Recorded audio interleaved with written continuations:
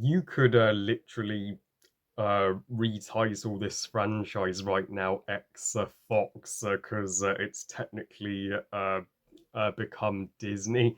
Hey guys, Harry Thomas here, and welcome X-Men and comic book fans everywhere to my personal ranking of the 14 X-Men installments from 2000 to 2024, and what a uh, ride the X-Men franchise has been. Good and bad, but more good than bad, thankfully, as this is one of the highest grossing franchises in movie history, and one of the most one of the biggest superhero series being about something, and telling, well, a compelling story about acceptance in society, and not just made to be a superhero action flick. It's got a point to make, and for the most part, it does it great. Uh, without further ado, if you want to know my ranking of the uh, 13 Fox X-Men movies, as well as the one Disney X-Men movie, then just to keep watching. At number 14, at the very bottom, the New Mutants. I mean, to those that call Dark Phoenix the worst, well, please respectfully reconsider and reevaluate that. So surely Dark Phoenix is Citizen Kane in comparison to the New Mutants. I mean, what a piece of garbage. This was doomed from the start, so with its production hell, constant delays, and they could have just waited until we had vaccines and the pandemic was less aggressive before they just released it in a time when it was inevitably going to fail hard financially. But no, they just shoved it out without a care.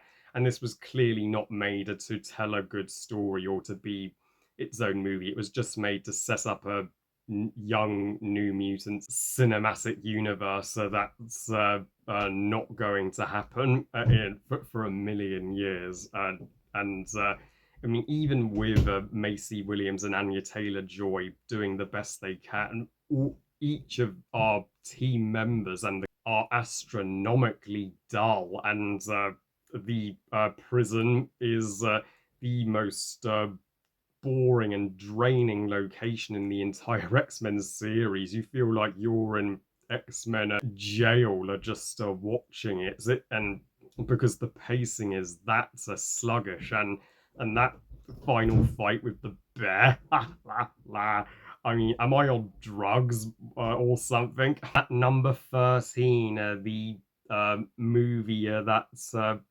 made a Fox at number 13, the movie that made Fox realize they'd fucked up and needed to change the course of the franchise. Origins Wolverine. Logan deserved a way better an origin story than this. This movie, like New Mutants, sucks.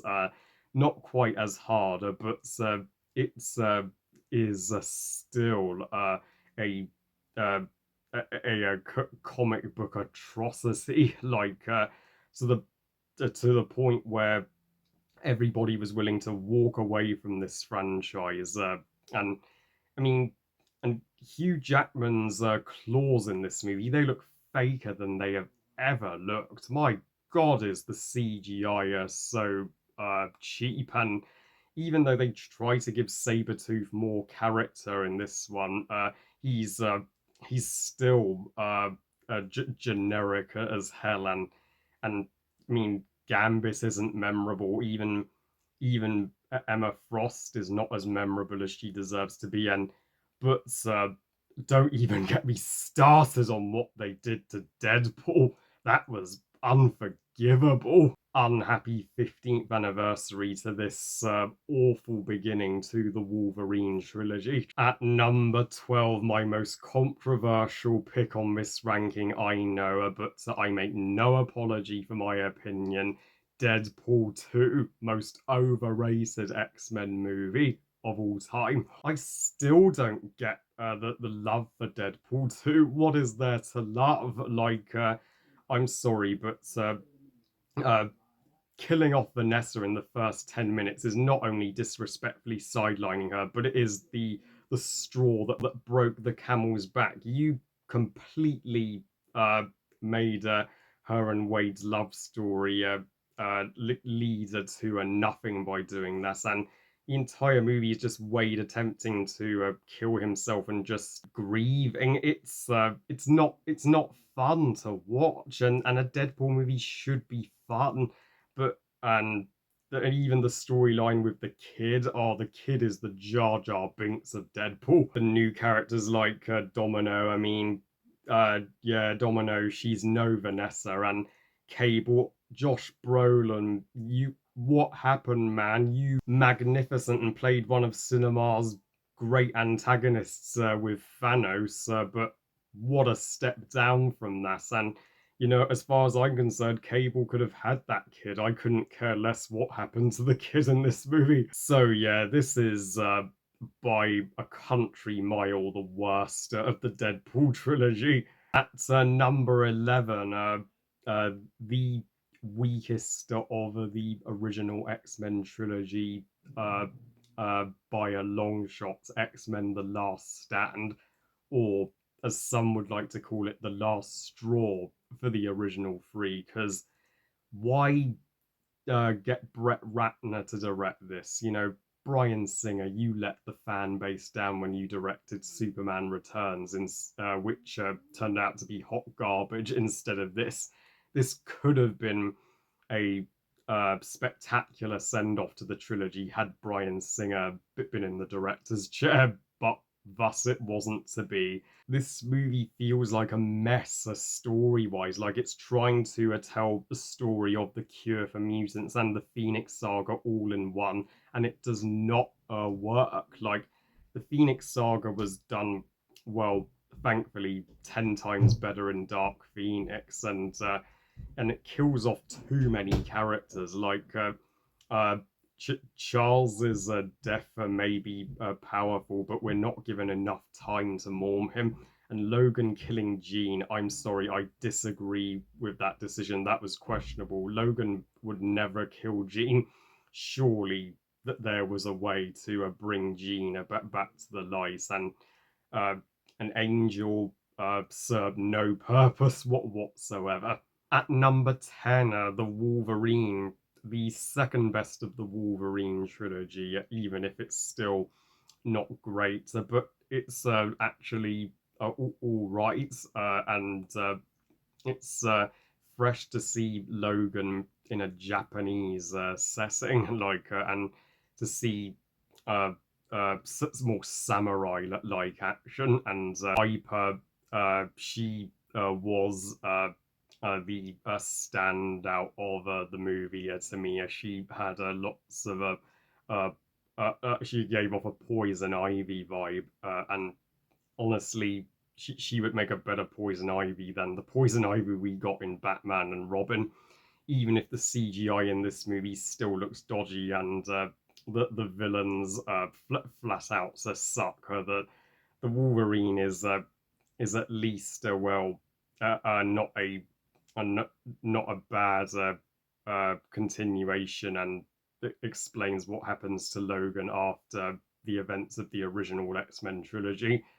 At number 9, oh boy, you all are gonna hate me for not putting this one lower, but Dark Phoenix, one of the more underrated X-Men entries, and I guess it's before you all flood my comment section with criticism for defending it, I hear me out. So I don't get all of the uh, uh, overwhelming hatred for this movie. It's is far from the worst X-Men film. Like, Simon Kinberg he may uh, not be the strongest writer or director in the X-Men series, but for his first movie he directed, he at least uh,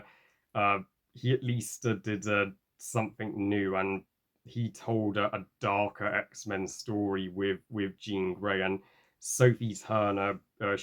You can't deny her acting as a Jean Grey is astonishingly good, and plus Jessica Chastain as a Vuk, and Jessica Chastain can literally do no wrong. So she was pretty awesome in this movie, and yeah, and to see Jean turn against her friends was rather harrowing.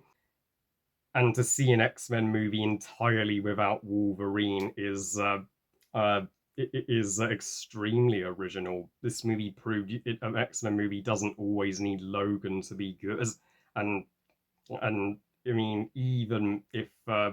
this even if some things in the plot did feel rushed, even if this film felt too short and should have been longer just to flesh out things better, and even if well uh, even if what they did to Raven literally made no sense and does contradict so the X Men timeline, uh, but I will defend the X Women line till the end because you could have titled this movie X Women as it is more female centric. Happy fifth anniversary to this decent and overhated movie. At number 8, X-Men First Class, and I get the majority would rate this one higher, but just as my opinion went slightly down on Dark Phoenix, my opinion on X-Men First Class has also gone slightly down. This is for me uh, clearly the weakest of the rebooted X-Men trilogy, even though many will disagree. But I feel that uh, Kevin Bacon and his villain crew are like Saturday morning cartoon villains, and I mean, I mean, how can you take an actor as campy as Kevin Bacon seriously as a threat? And though that says James McAvoy and Michael Fassbender get their first chance to shine as a Charles and Eric, and they uh, were born to play the younger uh, Charles and Eric, and the opening scene with Eric in the concentration camp is emotionally traumatizing, and even the origin of Beast was done so well, and the climax with the on the beach with the huge ship and submarines. Yeah, that was earth shattering. So, First Class uh, was the fresher reboot, so that's brought some new life back to the franchise, and it certainly revived it. And Matthew Vaughn, even though I don't think he's directed a superhero movie before this, he gave us a First Class prequel, pun intended. At number 7, X-Men, the first X-Men movie that started it all, and Bryan Singer's first movie that made him a household name. And this would be number 2 in my ranking of the original X-Men trilogy, as it was one of the uh, significant game changers in the superhero genre for its time. It was the Spider-Man 2002 of X-Men, as I mean, Hugh Jackman, you could feel the pressure he was under to play a Logan, but well, but he could not have been more perfect, and even Patrick Stewart as Charles Xavier and Ian McKellen as Eric Lancher, both terrific, and the uh, the visuals by 2000 standards still look passable even today. It's a simple setup to for what would become a much larger story, but but it's so much fun. It looks exactly like the X-Men comics, and uh, even even Rogue's storyline is the most compelling thing in this movie, and this is Anna Paquin's best performance in the trilogy. How you just uh, feel extreme sympathy for Rogue. How she touches anybody. If she touches anybody, she harms them unintentionally, particularly with her boyfriend. And even if the villains, Sabretooth and Toad, come off as Saturday morning cartoon characters, Raven or Mystique is the most kick-ass of Magneto's henchmen. At number 6, X-Men 2, X-Men United.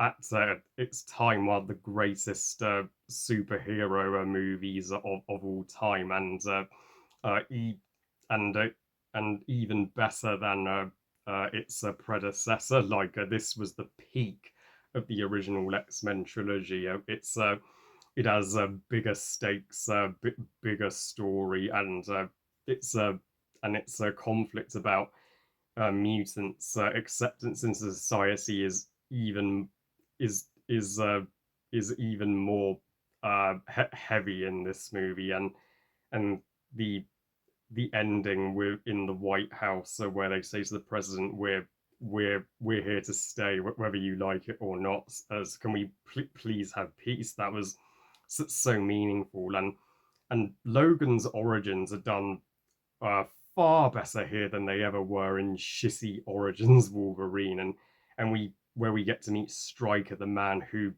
gave him the claws and the adamantium, and yeah, you feel satisfied when the prick gets his just desserts, and the even the fights with Nightcrawler are all badass, and that lady with the claws, and Jean's supposed sacrifice did give the ending some uh, true emotional gravitas, but thankfully this was not the last time we would see Jean.